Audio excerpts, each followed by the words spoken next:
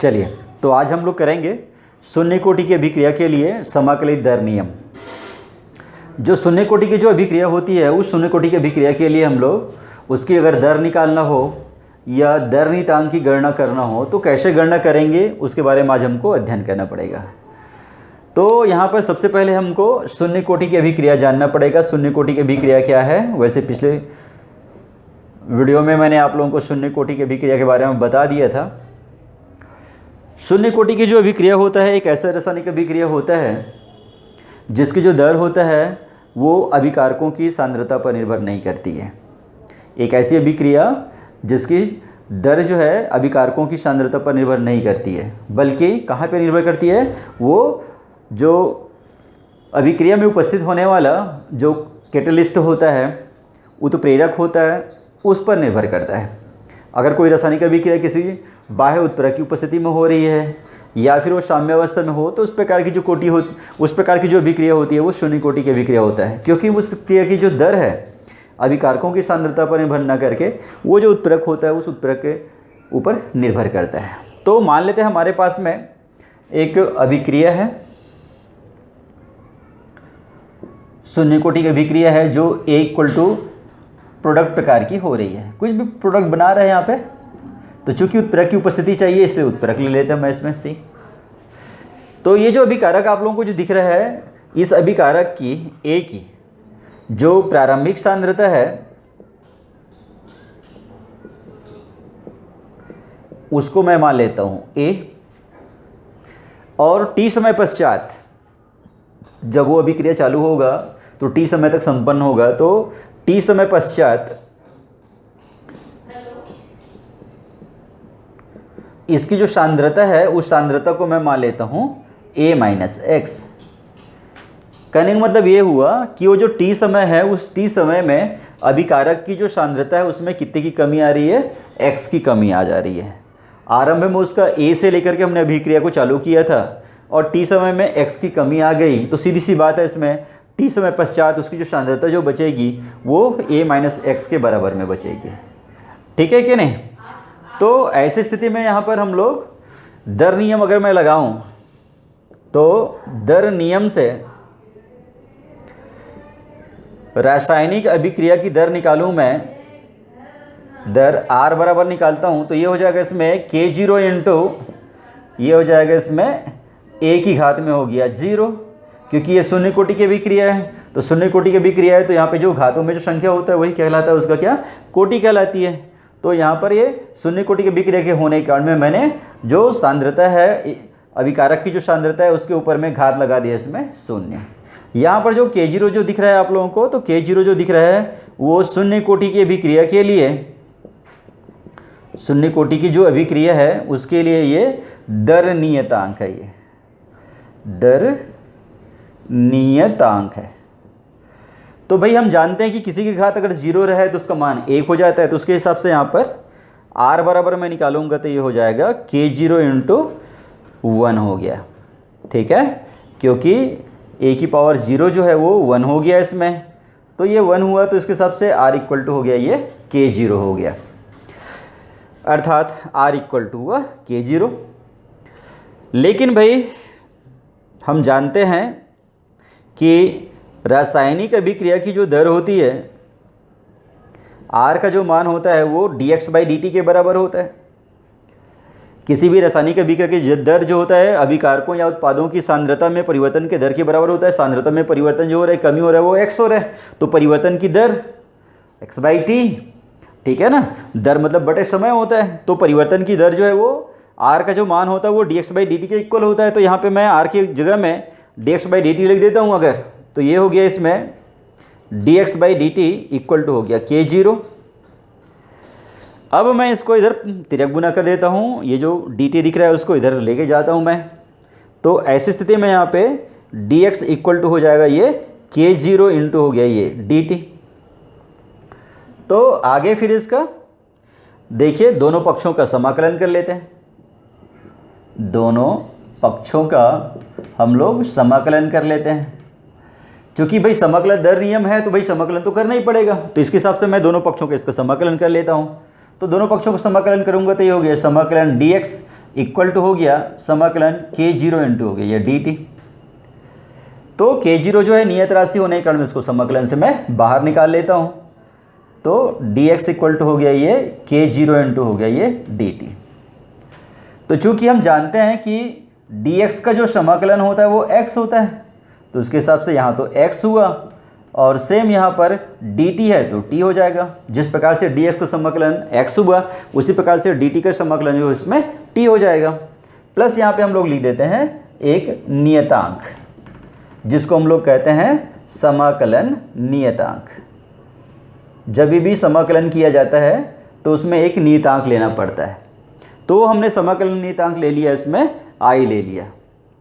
अब यहाँ पर यदि मैं एक कंडीशन ले लेता हूँ, यहाँ पे t इक्वल टू 0 ले लेता हूँ, t इक्वल टू 0 ले रहा हूँ, इसका मतलब क्या हुआ?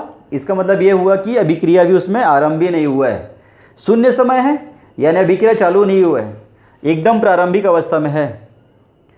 तो ऐसी स्थिति में अगर अभिक्रिया अगर चालू ही नहीं हुआ है तो ये जो है ना सांद्रता में जो कमी आपको जो समझाया था, t समय में सांद्रता में कमी जो x हो रही थी वो कमी ही नहीं हो पाएगी।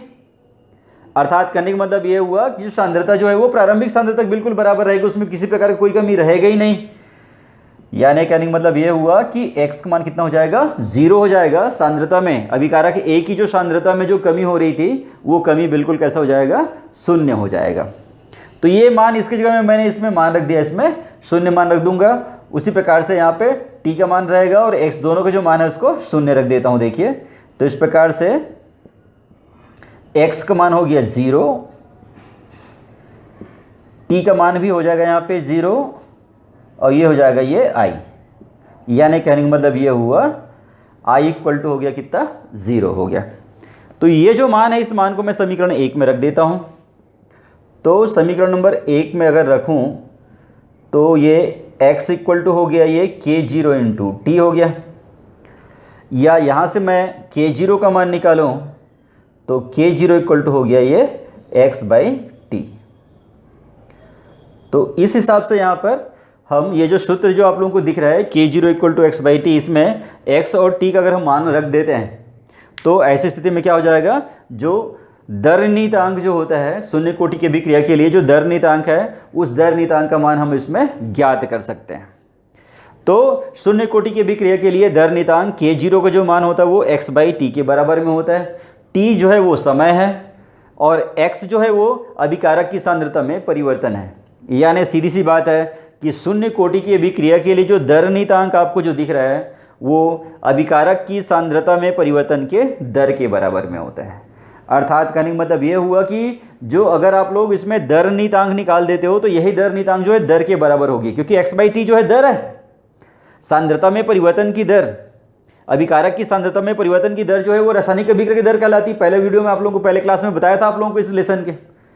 तो सांद्रता में जो यहाँ पे परिवर्तन की दर जो है वो भी शून्य कोटि की अभिक्रिया के लिए दर नियतांक के बराबर हो रहा है। मतलब सीधी सी बात है यही दर है, यानी दर नियतांक हम जो निकालते हैं वही वास्तव में क्या होता है? वो अभिक्रिया की दर भी होता है। और दर का जैसा कि आप लोग मात्रक जानते हो उसमें मोल प्रति लीटर इंटू सेकंड, जो पहले क्लास में आपको बताया था, यहाँ पे भी इसमें जिसका मात्रक निकालेंगे तो ये हो जाएगा मोल प्रति लीटर इंटू क्या हो जाएगा?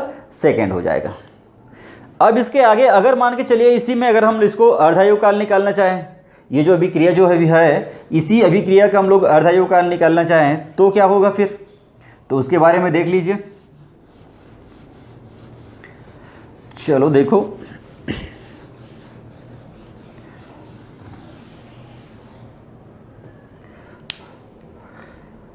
अर्धायु काल निकालेंगे।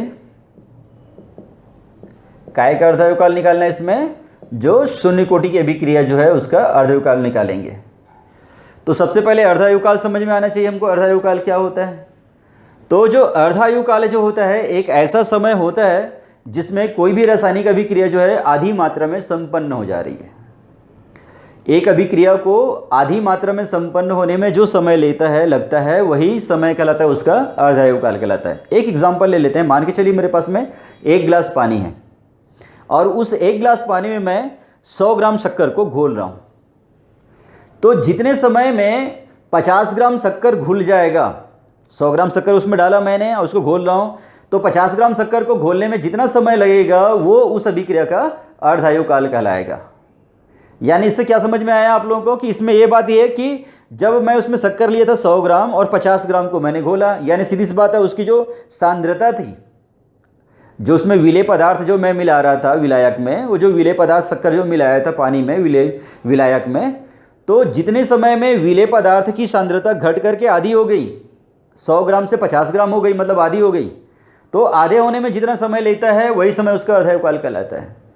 तो इस प्रकार से हम नया परिभाषा हम लोग अर्धायु काल की परिभाषा को एक और दूसरे प्रकार से कर सकते हैं कि अर्धायु काल वह समय होता है जिसमें कि अभिकारक की सांद्रता घट करके प्रारंभिक सांद्रता की आधी रह जाती है। वह समय जिसमें अभिकारक जो रहेगा उस अभिकारक की सांद्रता घट करके प्रारंभिक सांद्रता जो होता है उस प्रारंभिक सांद्रता की आधी रह जाती है, तो वो समय जो होता है कहलाता है क्या? अर्ध आयु काल कहलाता है। ठीक है, तो ये जो अर्धायु काल होता है उसको हम लोग दर्शाते हैं टी हाफ से। अर्धायु काल को प्रदर्शित किया जाता है टी हाफ के द्वारा, इसको हम लोग प्रदर्शित करते हैं, उसको टी हाफ के द्वारा हम लोग उसको दर्शाते हैं। तो मान के चलिए अभी बताया था आप लोगों को, हमारे पास में एक शून्य कोटि की अभिक्रिया है जो A = प्रोडक्ट प्रकार की हो रही है। किसकी उपस्थिति में बताया था? ये उत्प्रेरक की उपस्थिति में, C की उपस्थिति में, कैटालिस्ट की उपस्थिति में। इसमें बता दिया था A जो था उसकी प्रारंभिक सांद्रता बता दिया था मैं आप लोगों को, इसकी प्रारंभिक सांद्रता लिया था मैंने इसका A, और T समय पश्चात की सांद्रता लिया था, T समय पश्चात इसकी सांद्रता लिया था मैं A-x, अर्थात बताया था T समय में सांद्रता में कमी कितनी आ रही थी? X की कमी आ जा रही थी। अब यहाँ पर उसके हिसाब से हमने जो दर नियतांक उसमें निकाला था, तो दर नियतांक आया था K0 = आया था x/t। तो यहाँ से t का मान निकालूंगा, एकांतर अनुपात करूंगा, तो ये K0 जो है वो नीचे चले जाएगा, तो ये t = हो गया, ये x/ हो गया K0। अब मैं ये जो आपको अर्धायु काल की जो परिभाषा बताया था उस परिभाषा के हिसाब से यहाँ पे कंडीशन लगाऊं, ये जो समय है वो समय जो दिख रहा है उसको अर्धायु काल के बराबर में लेता हूँ। यदि t को मैं ले लेता हूँ t हाफ, तो ऐसी स्थिति में ये जो x का जो मान होगा वो x का मान जो होगा वो A/2 के बराबर हो जाएगी। क्यों? क्योंकि अभी परिभाषा लिखा था अर्धायु काल वह समय होता है, अर्धायु काल जो है वह समय होता है जिसमें अभिकारक की सांद्रता घटकर प्रारंभिक सांद्रता की आधी रह जाती है। प्रारंभिक सांद्रता है A, जो घट करके आधी रह गया, मतलब कितने के बराबर हो गया? A/2 के बराबर में हो गया। तो इस मान को अगर मैं यहाँ पर रख देता हूँ तो इसके हिसाब से t हाफ इक्वल टू हो गया x की जगह हो गया A/2, और ये हो गया ये K0। तो 2 जो है उसको नीचे चले आएगा, तो उसके हिसाब से ये होगा ये t हाफ इक्वल टू हो गया A/2 K0। तो ये सूत्र की सहायता से हम लोग शून्य कोटि की अभिक्रिया जो होता है उसका अर्धायु काल की हम लोग गणना कर सकते हैं। तो यहाँ पे हम लोग निष्कर्ष निकाल सकते हैं कि जो शून्य कोटि की जो अभिक्रिया होता है उस शून्य कोटि की अभिक्रिया का जो अर्धायु काल होता है वो अभिकारक की जो सांद्रता होता है उस अभिकारक की प्रारंभिक जो सांद्रता होती है उस अभिकारक की प्रारंभिक सांद्रता का समानुपाती होता है, और जो दर नियतांक होता है, जो शून्य कोटि के अभिक्रिया के लिए जो दर नियतांक होता है उसका व्युत्क्रमानुपाती होता है। शून्य कोटि की अभिक्रिया का जो अर्धायु काल होता है वो उसके प्रारंभिक सांद्रता का समानुपाती हुआ, ऊपर में दिख रहा है समानुपाती हुआ, और K0 जो है उसका दर नियतांक है उसका क्या हो रहा है इसमें? व्युत्क्रमानुपाती होता है।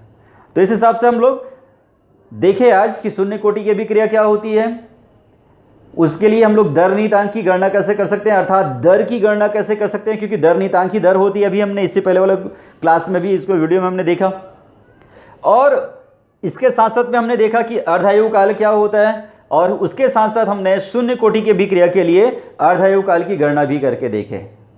तो ये आज के जो आपका जो क्लास है उसमें मैंने पूरी शून्य कोटि की जो अभिक्रिया है उसके बारे में विस्तृत अध्ययन किया है हमने।